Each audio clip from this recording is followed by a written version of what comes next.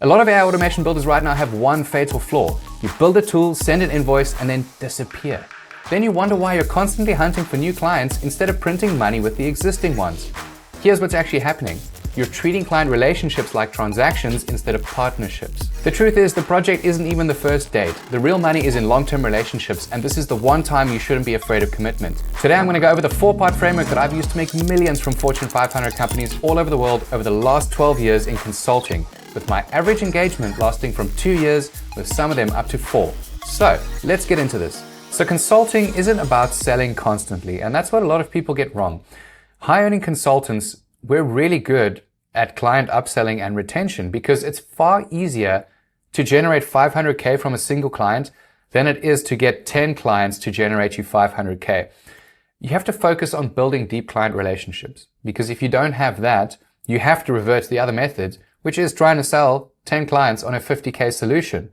But you have to keep in mind that there are massive sales cycles that come with it, so between 3 to 6 months in some cases. And you have to do the outreach and all of that other stuff. So hitting 500K on multiple clients might not even be feasible compared to using our upsell method. So we need to think about retention as something other than staying in touch. That's not the approach we take. First, you need to make sure that you're structuring your engagements in a phased approach so that the next phase seems inevitable for the client. But then secondly, you never convince your clients to keep you. That's not what we're trying to do.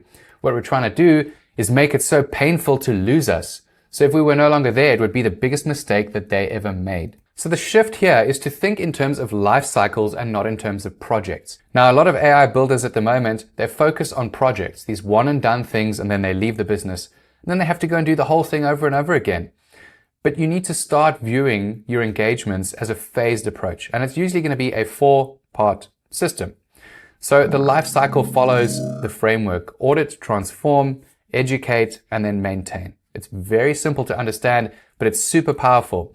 There are several benefits to this approach. So each phase naturally leads on to the next, which is obviously logical.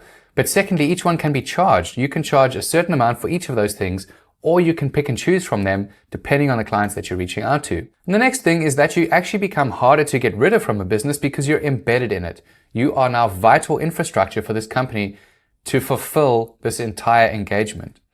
So it transforms your 10K project or your tool build into a much longer partnership with these clients. So the first phase of this is to do the audit. Another word for this is just strategy, because what we want to do is ground everything that we're doing off of actual data and strategy. Otherwise, you're going to end up being one of those MIT reports, or the latest one, which is the Atlassian report. You don't want to end up in that place because it makes you look good and then you're setting the client up for failure.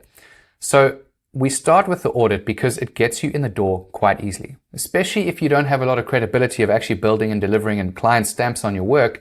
You can just come in there and offer to do an audit for a smaller chunk of their business to see how AI might be able to help them. You diagnose the current state of whatever it is that they're doing. You identify any inefficiencies in their processes, their workflow, their teams, and then you quantify those costs for them. So if you don't act now, how much is this going to cost you in time, energy, effort, wastage, that sort of thing? And what you're actually selling here is, before we build anything, we want to create a roadmap for you based on actual data points, the strategy behind why we're doing what we're doing, so that we know we are implementing AI where you're going to get the most return on investment. And people will really appreciate that approach because we're not just sitting on a round table and putting our hands up saying it would be cool to apply AI to this thing because reasons. We now have actual data that shows us where we're going to get the most leverage from. And people respect that sort of thing, especially if you ground it off the back of these MIT reports, because then you have something that is a much broader study that actually shows why you're doing it. And then you might ask yourself, why would a client buy this? So one, it's massively low risk compared to just going in there and implementing some tool that they're not even sure if they really need yet. But then two, there's no commitment to this bigger project. So instead of you offering this massive transformation, no, you're starting with a smaller strategic bit and seeing how you two work together, see what you can uncover, and ultimately it will lead you somewhere where the transformation actually matters. The third thing is that they pay you to identify what's broken. Now, a lot of people know they need AI, but they have no idea where they should actually be putting AI. So this helps them understand that, and it grounds it again in that data. But then also the diagnosis makes the transformation obvious. And this is where it's amazing for you. So they will respect the fact that they now have this strategic report showing them clear ROI. And for you, that means you don't have to pitch anything because this thing is speaking for itself. The ROI is very clear and it's backed on actual data. Now, there is one time where clients might be hesitant if you don't have this credibility behind you, is that if you're going in there and you say you speak to a mid-market company of like 2,000 people, you're not going to be able to walk in there and say, hey, I'm going to audit your entire company. They'll laugh at you because you have no credibility. So some clients can be hesitant for that. But the trick for that is if you're approaching a larger company, focus on one aspect of their business. It could be one department, it could be one team, something like that. You start from the ground and you work your way up. That's something that I did consistently when I was starting out. Then we get on to the typical price for these things. Now, rather than include arbitrary price points in this video, it's much better for you to watch the pricing video that I got on the screen right now, where I break down the entirety of value-based pricing and how you can price your engagements accurately, regardless of which phase in the engagement you're in. Much better for you to do that. So the retention play here is something else that's super important to understand, because the audit report identifies problems and outlines the roadmap. We've covered that. We all understand it now. And it shows you where the client is actually going to get their ROI. So it pre-sells your next phase for you without you having to do any direct pitching. You now just become the obvious choice to implement this. And this brings us on to phase 2. Everyone knows this and understands it. It's the transformation phase. Generally considered the engagement. So your role involves architecting and designing the solution and then implementing the solution that you've just architected. So what you're doing now is, instead of just going in there and saying, we've seen companies, they need these chatbots or whatever your sales spiel is, you're now grounding it off of your phase 1 approach. So you're saying, based on the audit we just did, we'll build a precise solution for this specific problem that we identified in your business. Our goal is to deliver this specific outcome as a result of what we understand from the report. And clients are going to buy this because the problem was diagnosed thoroughly in phase 1. It's no longer just an idea. It's a literal business constraint that has been identified. So they're going to get super excited to see the value that they can get out of this thing. And the benefits are very clear. It's now just a logical next step for the business, because to dispute it would be to defy intelligence at this point. So the typical price for this is going to be determined on the business constraints that you address and solve for them. Again, just watch the pricing video. I talk about all of that. But you don't want to be pricing on your time and things like that. You want to focus on what the business is going to get out of this, and also the number of different problems that you're solving for the business. There are also times where pricing yourself on a day rate or something like that can be beneficial, but generally that's not going to be if you've just started in AI automation. That's if you've been doing this for a few years, you have tons of experience, and your hourly rate is like $200 to $500. So keep that in mind when you're pricing this. I do have another video on that as well, which you can check out. But the retention play here is that during the architecture and design phase, you're going to assess their internal capabilities. This is where you need to shift your brain a little bit to look at the next step. So once you've implemented this system, who's going to maintain it? Who looks after it? Where is the observability coming from? If their team doesn't learn to use it, it's never going to get adopted. And if it doesn't get adopted, no one uses it. There's no return on investment. You look bad. They hate you. You get a bad review. So you need to turn towards people actually using your product. But then there's another thing that we can do for this as well, which I'll get into in step 3. The point is that you want to identify any gaps in the service for the next phase. That brings us on to phase 3, which is the training and enablement. Massively important because, like I said, many people assume that clients intuitively know how to use these newly implemented systems, but they don't. In reality, clients frequently struggle with adoption, and even if you leave them the most amazing playbooks to use your new systems, people don't use it because of the psychology behind new tools and working in their own specific ways. And is AI going to replace me? All of that stuff, it needs to be addressed. And it often leads to 2 negative outcomes. 1, client adoption of your solution hits 0 and you become ineffective. But 2, you become an expensive help desk. So if you're going to be baking something like support into whatever it is that you're building, and you don't have this education as part of your process, people are going to be constantly getting hold of you to try and figure out how this thing works. And that's a waste of your time that you could be spending on another client.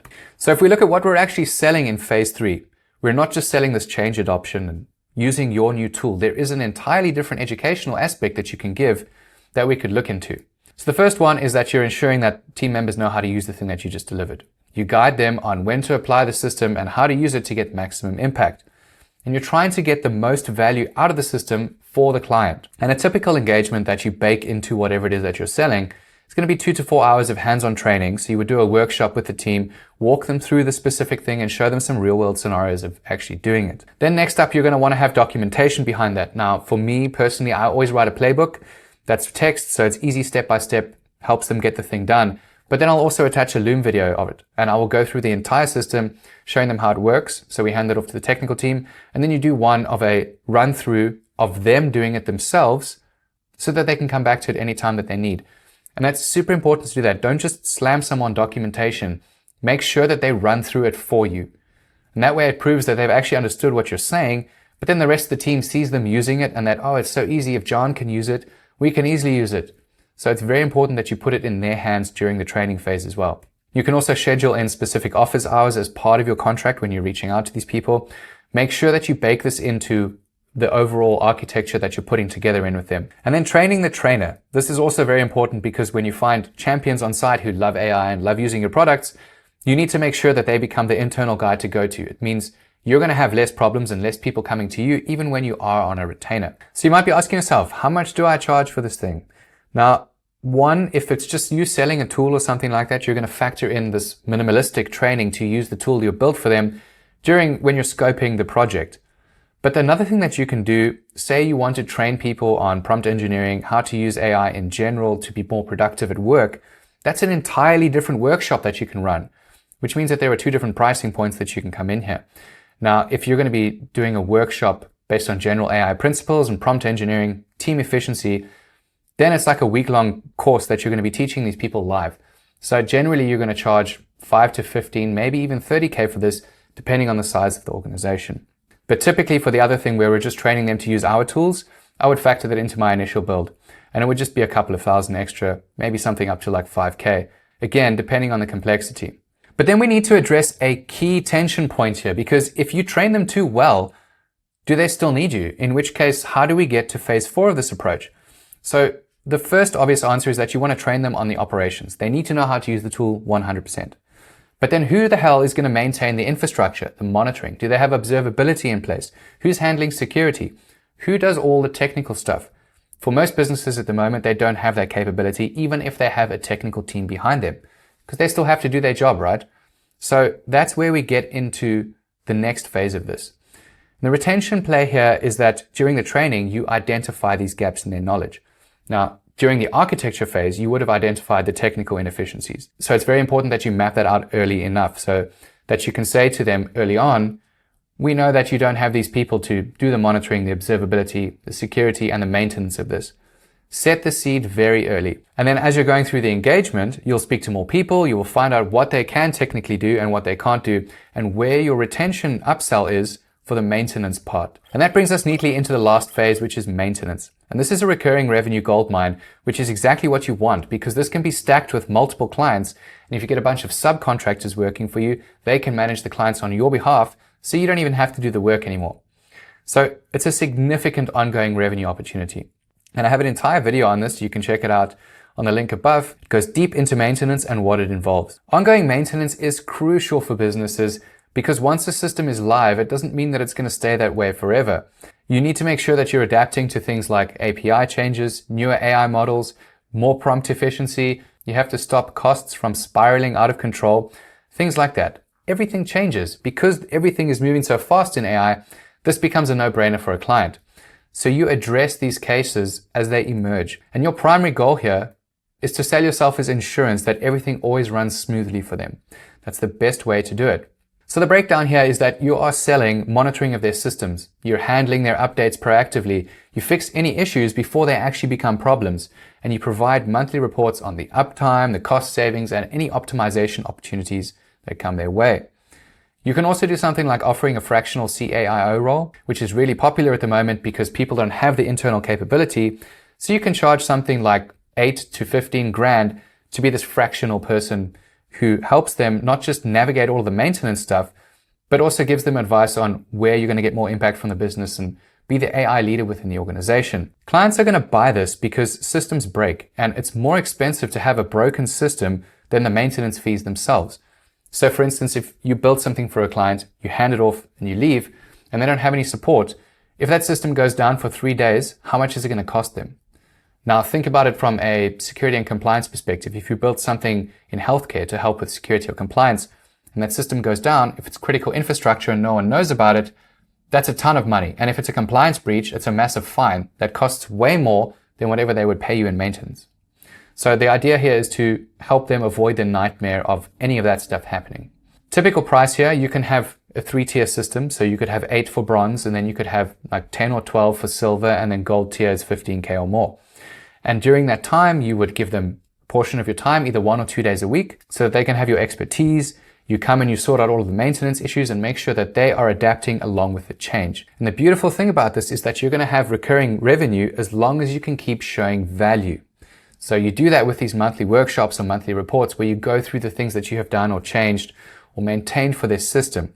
But the great thing about this is that the longer you're there, the more exposed to other problems that you're going to be. And then we just revert back to phase 1 and we start all over again doing the same things. So the full cycle is audit or strategy, transform, educate, and then offer the maintenance, which is your retainer, and it goes round and round and round. So on-site client relationships, one of the most important things that you can understand. Otherwise, follow through with this so that we can understand how to actually surface upsell opportunities without being a vulture. Because the last thing that any client wants is some dude who is blatantly just there to take from them. So the framework that I spoke about, it provides an awesome structure for us to sell constantly across the same business. But relationships are the only way that it is going to work. In the same way that you need your clients to adopt the tools that you're using, you also need them to adopt you as someone who partners with their business. And you can only do that with relationships. So upsell opportunities come from you listening to people's problems, not by pitching to them over and over again. You really need to understand your clients. And you need to understand that if you want to be the go-to guy for the business, you need to get very good at understanding people. So tactic number 1 is to make friends with everyone, not just the decision makers. It's a massive problem that people make is they focus on their direct contacts.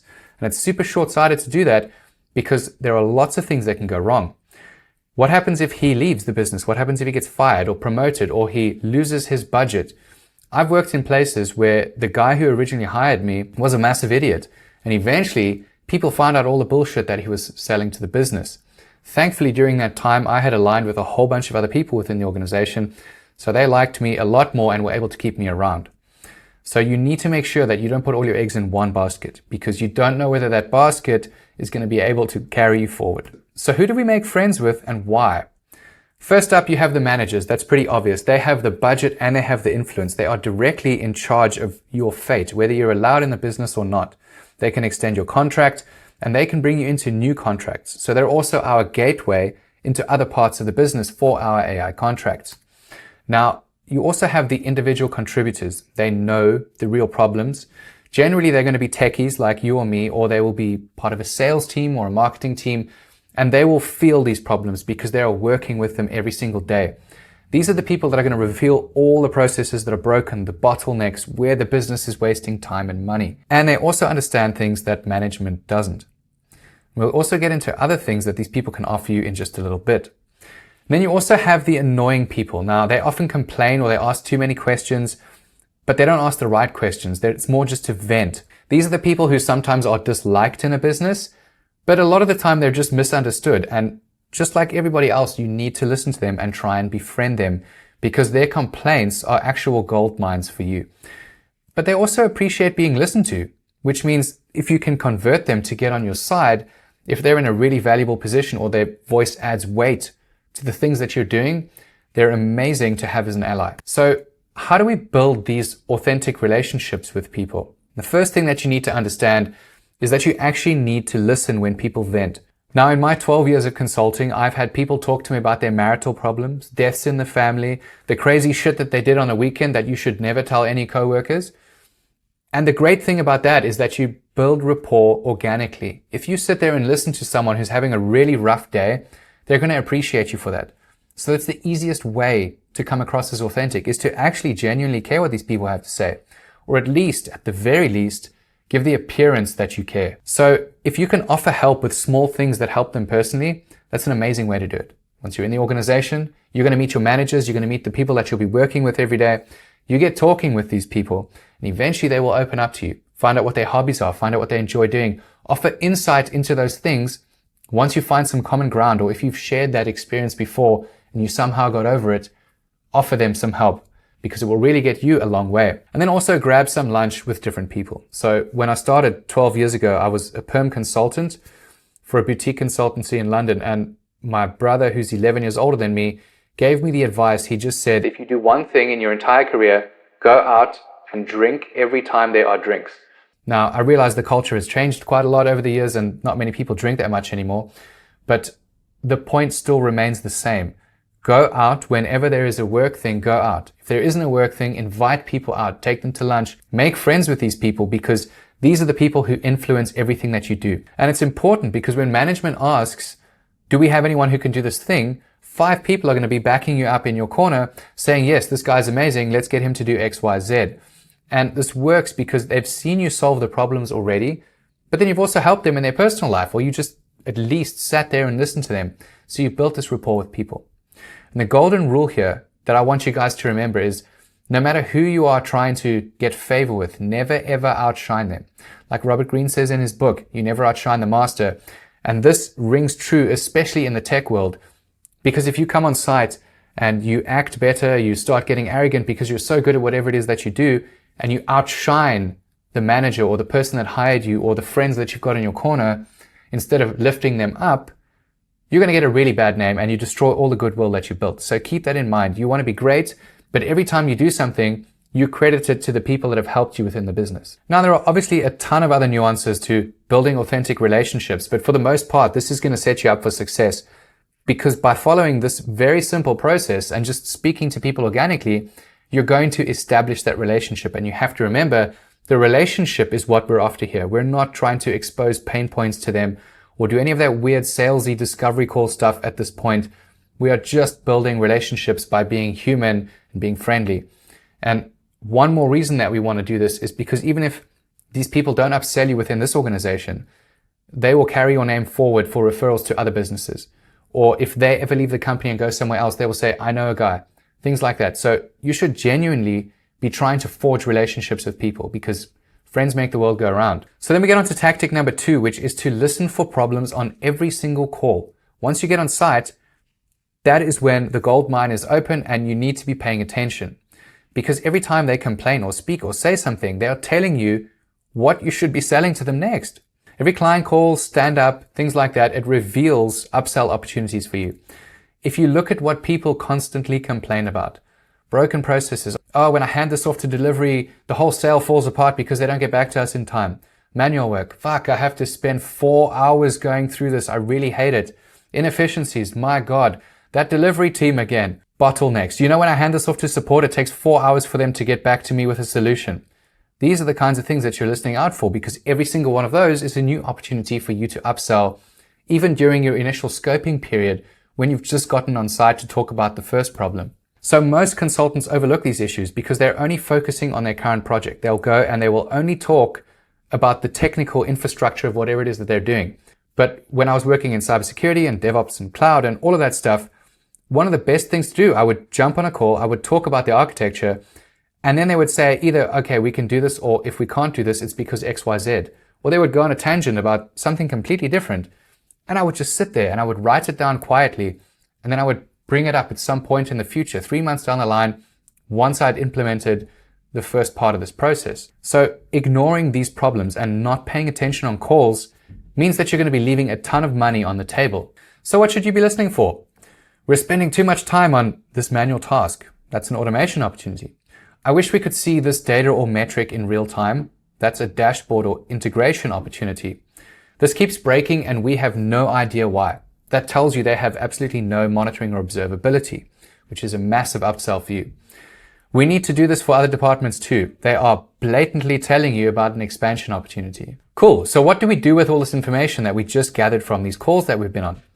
The first thing is to not pitch immediately. That's the absolute last thing that you want to do. You just need to acknowledge their concern. Like if it's a technical call, write the thing down. Ask how long it's been an issue for. Do a mini discovery call on there, as long as it doesn't detract you from whatever it is that you're currently talking about.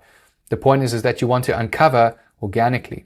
So you could say something like, how long has this been an issue? And then they would answer that question.